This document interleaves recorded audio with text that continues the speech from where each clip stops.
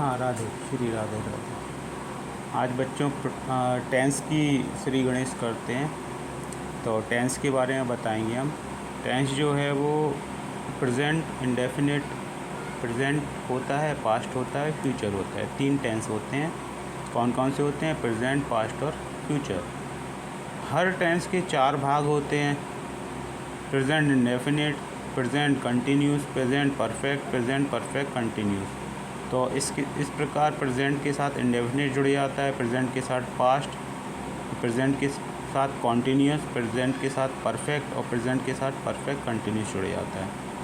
तो पास्ट में भी पास्ट इंडेफिनिट हो जाएगा, पास्ट कॉन्टीन्यूस हो जाएगा, पास्ट परफेक्ट हो जाएगा और पास्ट परफेक्ट कंटिन्यूस। इसी प्रकार फ्यूचर में इंडेफिनिट हो जाएगा, फ्यूचर में कॉन्टीन्यूस हो जाएगा, फ्यूचर में परफेक्ट हो जाएगा, फ्यूचर परफेक्ट कंटिन्यूस हो जाएगा। तो पहला मैं बता रहा हूँ प्रेजेंट का पहला वाला। इसको हम प्रेजेंट इंडेफिनिट को कैसे पहचानेंगे। तो इनको पहचानने के लिए हम सबसे पहले वाक्य को पढ़ेंगे हिंदी में पढ़ने के बाद हमको पता लगेगा कि जो वाक्य है उसके अंत में ता है, ती है, ते हैं, ता हूँ आदि शब्द आते हैं। जैसे उदाहरण के तौर पर मैं एक पत्र लिखता हूँ, वह स्कूल जाती है, चिड़िया आकाश में उड़ती है। तो ता है, ती है, ते हैं, ये अंत में आते हैं। ठीक है। तो ये बच्चों केवल सिंपल सेंटेंस की है। सिंपल सेंटेंस होते हैं, इंट्रोगेटिव सेंटेंस होते हैं। सेंटेंस कई प्रकार के होते हैं वैसे देखा जाए तो, लेकिन हम यहाँ पे पढ़ेंगे केवल सिंपल, नेगेटिव, इंट्रोगेटिव और मिक्स सेंटेंस। ठीक है। तो इसके ट्रांसलेशन के रूल क्या होते हैं? पहला रूल होता है कि ही, सी, इट, ये होते हैं कर्ता, सब्जेक्ट। ठीक है। तो ये होते हैं सिंगुलर सब्जेक्ट। इनके साथ मेन वर्ब की फर्स्ट फॉर्म में एस ई एस लगाते हैं या लगता है सिंपल सेंटेंस में। ठीक है। आई, वी, यू, दे, ये जो कर्ता होते हैं ये प्लूरल सब्जेक्ट कहलाते हैं और इनके साथ मेन वर्ब में फर्स्ट फॉर्म का प्रयोग, मेन वर्ब की फर्स्ट फॉर्म आती है, इसमें एस ई एस नहीं जुड़ता है। आई तथा यू को प्लूरल माना जाता है, तो ये थोड़ा ग्रामेटिकल में एरर होता है। आई और यू दोनों एक होते हैं, लेकिन एक को हम एक प्लूरल मानते हैं अकॉर्डिंग टू इंग्लिश ग्रामर। तो in this first sentence let's read this one. मैं एक पत्र लिखता हूँ, तो मैं की जगह आई आ गया। तो आई इसमें दूसरे नियम में आता है, तो इसमें मेन वर्ब के साथ एस ई एस नहीं जोड़ेंगे, तो हम लिखने को राइट बोलते हैं। तो आई राइट अ लेटर। ठीक है। वह स्कूल जाती है, वह, सी, जब वह के साथ जाता होता तो ही आता, और यहाँ हमारा कौन सा जेंडर आ रहा है?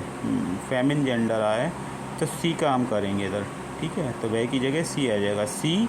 अब यहाँ गो जाना होता है, मेन वर्ब है जाना, और इसमें ई एस जोड़ दिया है हमने, क्योंकि जो पहला नियम हमारा क्या कह रहा है? ही, सी, इट तथा अदर सिंगुलर सब्जेक्ट के साथ मेन वर्ब की फर्स्ट फॉर्म में एस ई एस लगाते हैं। तो मेन वर्ब गो है, गो में ई एस जोड़ दिया, तो सी गोज़ टू स्कूल।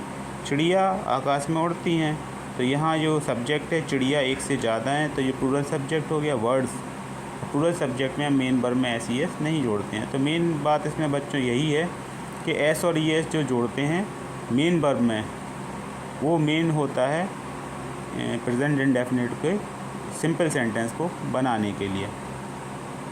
तो अभी मैं इसका फॉर्मूला तुमको बताऊंगा कि कैसे इसमें subject plus helping verb plus main verb plus object वाला जो फार्मूला है। तो इसमें सब्जेक्ट सबसे पहले आता है, फिर मेन वर्ब आती है, इसमें हेल्पिंग वर्ब नहीं है। ठीक है। वो आपको प्रेजेंट नेगेटिव वाले सेंटेंस में मिलेगी, इंट्रोगेटिव में मिलेगी। तो ये बना है तुम्हारा words fly in the sky. हम अपना वादा पूरा करते हैं, वी कीप आवर प्रॉमिस। पृथ्वी सूर्य के चारों ओर घूमती है, the earth revolves round the sun. तो ये क्या है श्री गणेश? एक यूनिवर्सल फैक्ट है, मतलब सार्वभौमिक सत्य है। तो the earth revolves round the sun, ये हो जाएगा। ठीक है, समझ में आया होगा आपको। ठीक, ज्ञान की जोत जल गई आपकी। तो इस तरह से देखिए भोले बाबा जी, इसमें 9 सेंटेंस मैंने दिए हैं, तो ये आपको करना है, और करने के बाद कमेंट में आपको इनका ट्रांसलेशन करके मेरे को देना है।